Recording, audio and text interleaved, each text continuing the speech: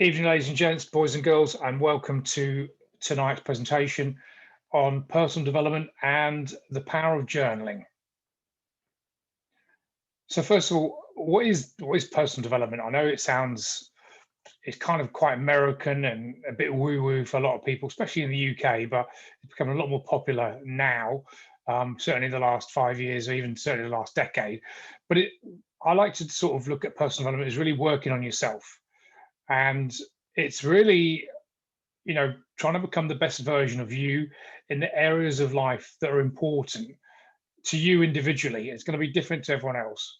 You guys are obviously working on your fitness and your health and weight loss in this particular segment of your life, but there's all other areas of personal development. That could be from a psychological aspect, from family, from work, but it's just working on you. And a lot of people don't spend the time to actually work on themselves. And we'll examine that as we go through the presentation. So first of all, let's look at some of the options. And look, apologies if this sounds basic to you, but I find that most people, nearly all my clients, are not doing as much personal development as they could. Yet they're often, searching for answers and different things. So if this is basic to you, forgive me. If it's new to you, it's probably worth paying attention at least. So look, there's almost unlimited resources. There's almost too much, really.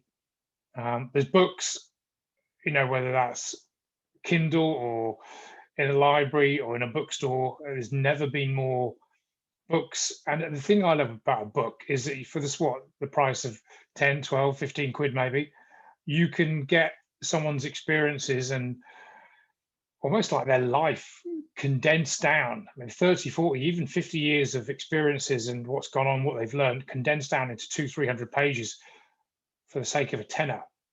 I think it's invaluable. So a limited amount of books. Obviously, YouTube is now the biggest search engine, believe it or not. Google owned, of course, but Google is just slightly ahead. Obviously, YouTube is videos, but it's becoming and eventually will become the biggest search engine on the internet. I think Google's aim is to actually have every search video. I mean, you can type in anything and find a solution for literally any problem or puzzle you have, and it's all on video. So you can learn unlimited amount of learning. Audible is a great way to listen to your books if you're not keen on reading them, or at least, from a travel perspective, you've always got Audible, your headphones with you on your tube, on the train, on your daily commute, all these different things. And podcasts, obviously in the last decade, they've taken off. Still very new in terms of resources. I think only less than 10% of the UK population listen to podcasts. In America, it's closer to 20-25%. So it's still 1 in 4, even at max, have listened to a podcast. So it's still quite in its infant stages compared to a lot of other social medias outlets. And obviously, get a mentor or a coach. And obviously, we're on a coaching program now. It's unlimited. You can be coached in anything that you want to get better at. As I said, there's almost unlimited resources, almost too much. So it's finding where to begin. It's really a case of picking an area of your life that you want to work on and actually doing the work. And hats off to you, because you're in the middle of this program and you're trying to lose weight, change your health, change your life in that respect. So well done for that. This is key. Spend 1 hour a day on you. And what I mean by that is actually physically working on you. Now, you could say, well, okay, I go to the gym or exercise, and that's all very well. That's your health. That is obviously you. But I'm talking about outside that. And not many people do this. I mean, I hear some of you saying, I don't have time. And I get that. It's a valid reason. But if you've got time to watch an hour of Netflix or time to do an hour of something, you've got time to work on you. It's just whether it's your priority. And I say 5 a.m. club with a question mark. I know 5 a.m. club is big, and I get up at 5 a.m. I'm not saying that you have to do that. I choose to do that. It's just a habit I adopted about 5-6 years ago, and it's just stuck with me. And now, if I don't get up at 5 a.m., I mean, this all depends on what time I go to bed. If I go to bed after midnight, I won't get up at 5 a.m. because I'm just going to be very, very tired for the day. But if I go to bed at 11, I'll get up at 5. Could I sleep an hour or two more? Yeah, definitely. If I get up at 5 o'clock, it's just a habit. And I work on myself. I'll do some journaling, maybe read, maybe watch something, learn something. But the reason I put question mark by it, because and certainly in the last few years, the 5 a.m. club has become a bit like a badge of honor. You know, if you're getting up at 5 a.m., you're amazing, and if you're not, you're a loser. Now, I don't really agree with that. It doesn't really matter what time you get up. It matters what you do with the hours that you're awake. You know, a lot of people might get up at 5 a.m. and waste the time and do things that aren't productive, and some may get up at 6:30 and be a lot more productive because they had more sleep.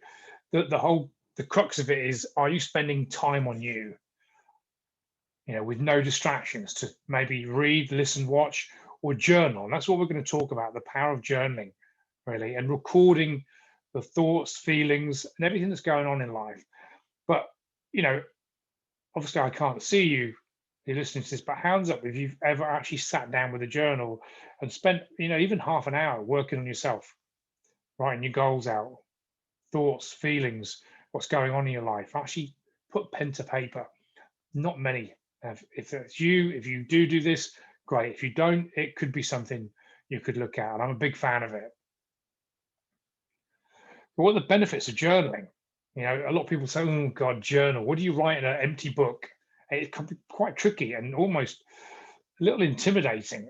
It seems strange to be intimidated by the thought of an empty book, but it's like, well, there's no guidelines. But what do I do?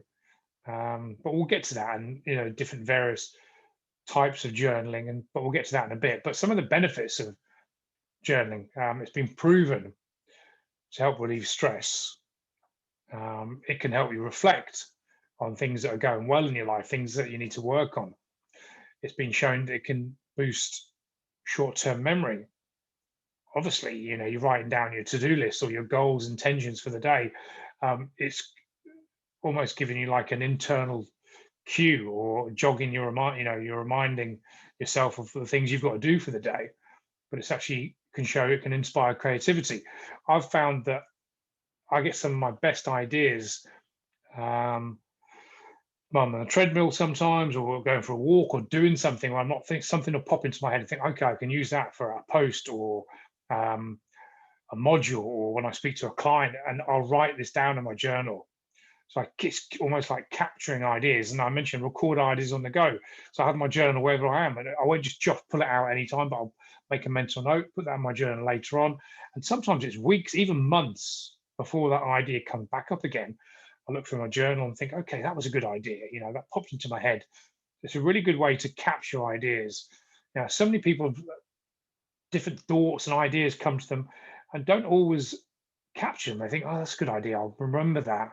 But very often they don't. And you could do this on your iPhone as well, or your whatever phone you've got in your notes, jot something down, and then put it in your journal later on. And it's a really good way to organize your thoughts. It's almost like a diary. I guess when someone says, do you keep a diary? Maybe not that many people do that. And certainly men, and I don't mean to be sexist, but as a man, I know that,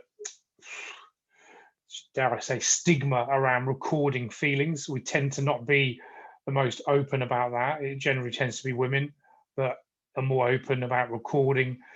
And as you grow up, it's not that many young boys or young adults, men, males, keep journals, keep diaries. Not to say they don't, but they certainly do. But generally, it's probably more a thing that a woman would do. And a lot of men think that. I find that the stigma attached to that. Is it a bit girly? Is it a bit, you know, as I said, not being sexist, I'm just being real. It's what the stats show us. It's generally more women that tend to record their feelings in a diary and a journal. So it can be quite tough for a man to actually get this out, almost seen as a sign of weakness, recording, and it's almost like therapy for yourself. But once you get over the hurdle of that, you realize that barrier is only in your own head. It's actually really bullshit. There's nothing to be ashamed of or embarrassed about. In fact, it can be an excellent part of your self-help routine and taking care of your own mental state and physical to a certain extent. So let's look at how you journal. it's going to sound a bit obvious, but you need to go and buy a journal. And I talked about the blank one. I've used both. I journaled every day, probably missed maybe 5 days in about 5 or 6 years in a blank journal, just a literally A3, no, an A4. What's the small size smaller than A4? Is it A5? Or is it A? Does it go the other way? Anyway, the bit it's not as big as an A4. Normal journal, diary-sized book, and I journal in there every single day. Some of these things: goals, intentions, daily wins, thoughts, feelings, observations, daily mood, gratitude. So I did that for years and years and years. Now, what's become very popular in the last couple of years, and this is probably a good idea for someone that might say to themselves, well, what do I put in a journal? What do I actually put? The guided ones, and I'm not even sure if that's the right way of describing them. The guided ones have everything in there. So, for example, on day one, it might say Monday, it might say goals and intentions, and you would list your goals and intentions. Then name 3 wins of the day. Went to the gym, hit my calories, completed a project at work. So it actually it gives you hints of what to write. So that's what I mean when I guided ones. It's set out in different sections. So that could be a great start for a lot of people. The downside of that is I found it very limited. It was telling me what to do, and I actually wanted to write more or different things. So I kind of, when I do my journaling in a blank journal, I take the best of what's in some of the guided journals and add my own bits in. So I still write the sections, but I like to write it in my own way. And that way I found to be a lot more productive for me. But the reality is there's no rules. You can do whatever you want. You can write whatever you want. It's your journal. It's your diary. It's your record of recording life, what's going on. And the best way I found to start for a beginner, and actually reading this as I wrote this presentation earlier on today, even reading it now, 20 minutes seems maybe a little daunting for some people. But a good way is to set a timer, let's say 10 minutes, set a timer on your phone, count down, alarm goes off in 10 minutes, and just write. Just start, just write down a few things, what you're going to do today, complete that project, speak to this person, a few observations, how you're feeling. And what you'll find over a period of weeks, period of months, if you do it on a daily basis, or at least most days of the week, you'll get very comfortable with almost downloading what's going on in your brain, downloading what's going on in your head. It seems like anything when you're learning a new skill or doing a new task. It's almost, it's a chore. It's like, oh God. But I can tell you from experience, it gets easier and easier and easier, and to the point where it gets second nature. And actually, the day when you don't journal, it's almost annoying. You're like, oh, where's my journal? I can't wait to go and write my journal. That might sound a bit weird to some of you listening to this, but it's true. That's how it got for me. I know the benefits that other people have talked about, and I literally couldn't go a day without doing it, and it really, really helped me. I have to admit, I don't do it as frequent as I used to, and I would like to, and I've made it a goal, certainly in the new year, to get back into daily journaling. I probably do it 3 or 4 days a week. So in my eyes, I've slackened off a little bit. To you, that might seem a lot, but it's all relative. But yeah, set a timer, 10 minutes, 15 minutes, 20 minutes, whatever you think you can do, and just write, see what comes out, see what happens, see what you download onto the page. Like I said, there's no rules. You can do whatever you want to do. But a lot of the things that people talk about in journaling all is centered around gratitude. I think gratitude is a key ingredient to a happy and fulfilling life. And this bit I put in myself, somewhere in the world right now would love to have your worst day. I know that sounds a bit twee and a bit like, yeah, whatever. We all know that there's 2.5 billion people on the planet that haven't got food and clean drinking water and shoes to wear. And, there's, in this world, there's people that have got a lot, and there's a lot of people that don't have anything in their life. So it's very easy to say, life could be a lot worse, but the reality it is. And if you're listening into this on your laptop or your phone, in the grand scheme of things, you're probably in the top 1% of income earners on the planet. I know the disparity between the bottom of that 1% to the top is almost imaginable. You know, if you earn 50 grand a year up to over a billion, which is, and then some people a lot more than a billion, that's kind of like the top 1%. I think if you earn $50,000 a year, you're in the top 1% of income earners in the world.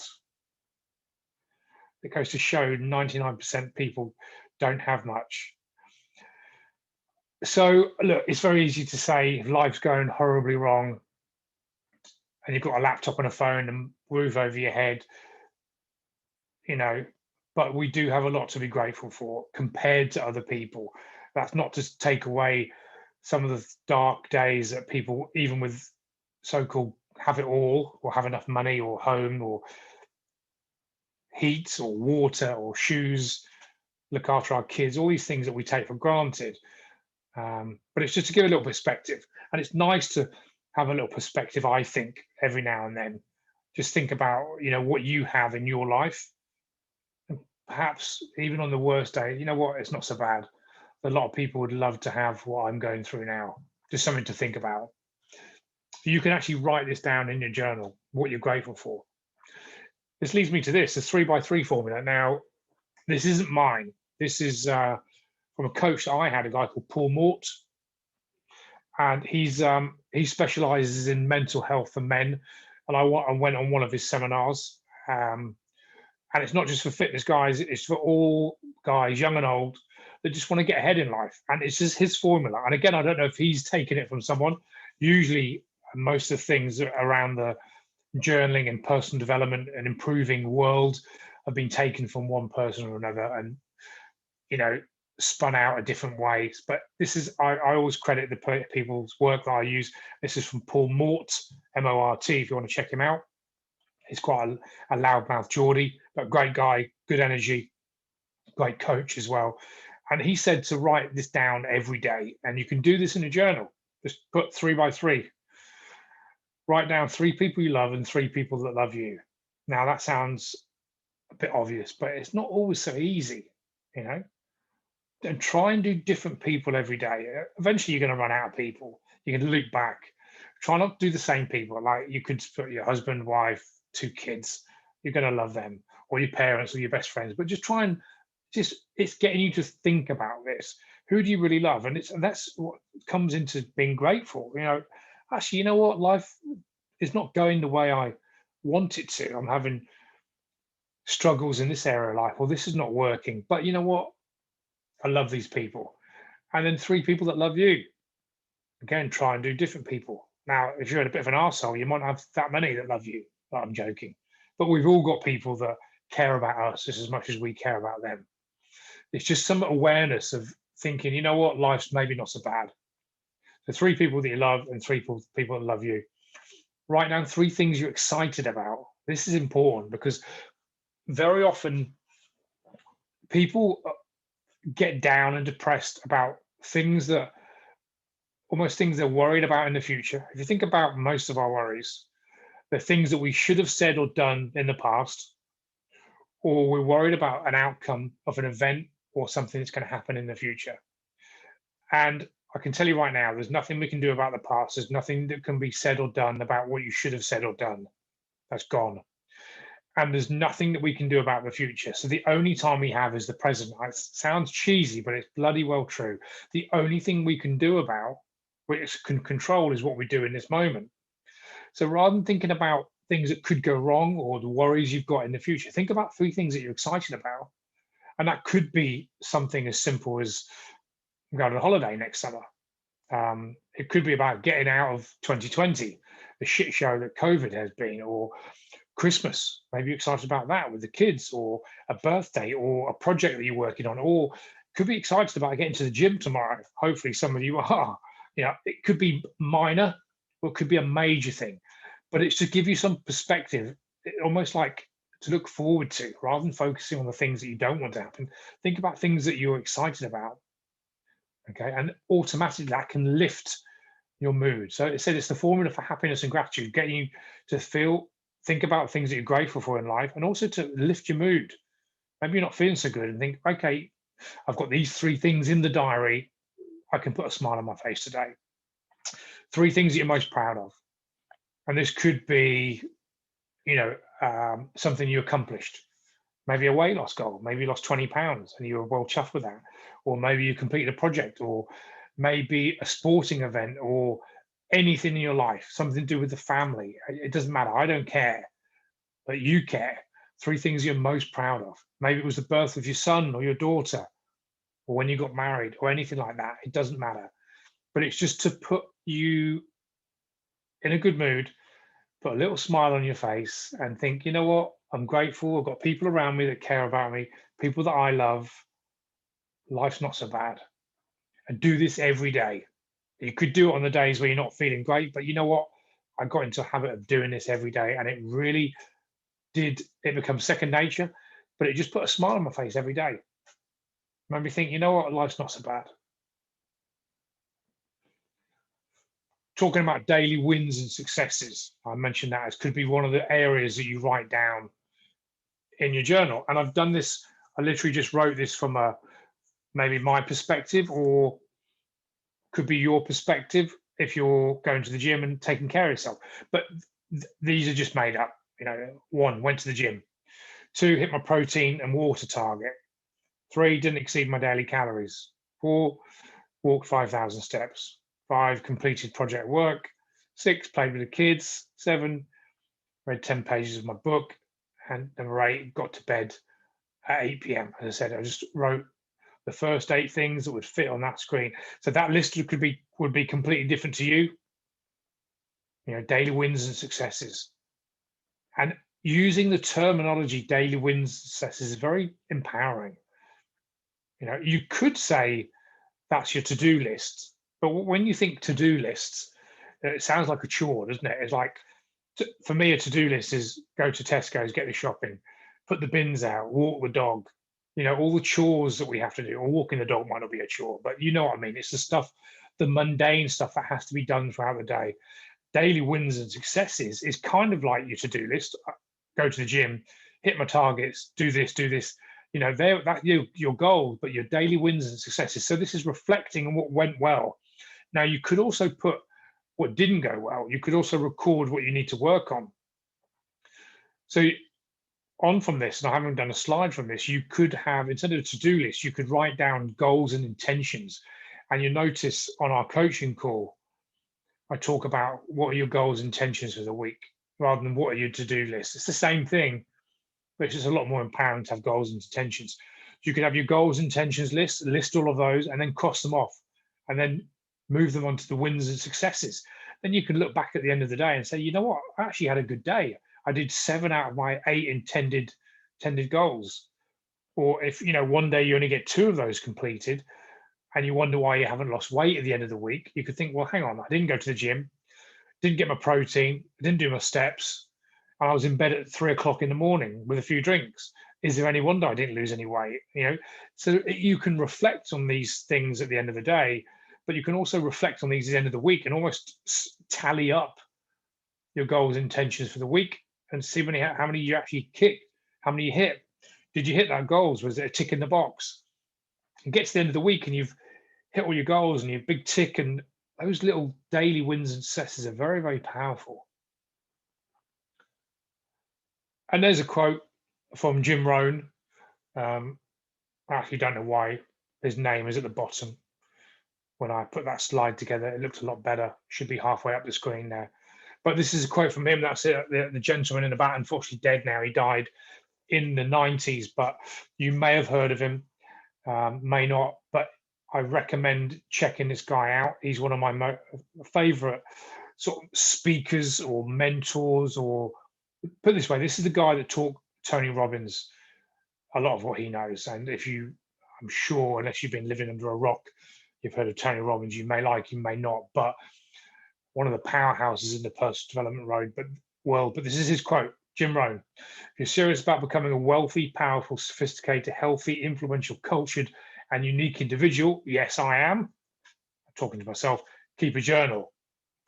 It's good enough for Jim, it's good enough for me. I found this quote about 10 years ago, didn't pay much attention to it, and it cropped up again about 7 or 8 years ago. I thought, hang on, I wonder if this is true. I wonder if you could become all those things by keeping a journal. Now, don't get me wrong, just by keeping a journal doesn't make you become those things. You still got to take action. But it just got me thinking, if that's what the people that are doing really well in life, whatever success means to you, or the people that you look up to, if they're keeping journals and they're getting successes, maybe it's something that I want to look at. So that's what I did. I've really, really enjoyed that quote. But I suggest, well, not suggest is the wrong word. I would recommend you check out Jim Rohn if you get a chance. Look at his stuff, some good stuff on YouTube. It's quite old school, but he's written a good couple of books. A lot of his videos are very good. He's like an old philosopher, an old headmaster, but very, very powerful. Got a great way of speaking and influencing people, and is one of the top personal development mentors of the 80s and the 90s, really. So check him out. That's a quote from Jim. And that's the end of the presentation, guys. Hope you enjoyed that, whether you listen to this live or in one of the modules. I will see you on the next module.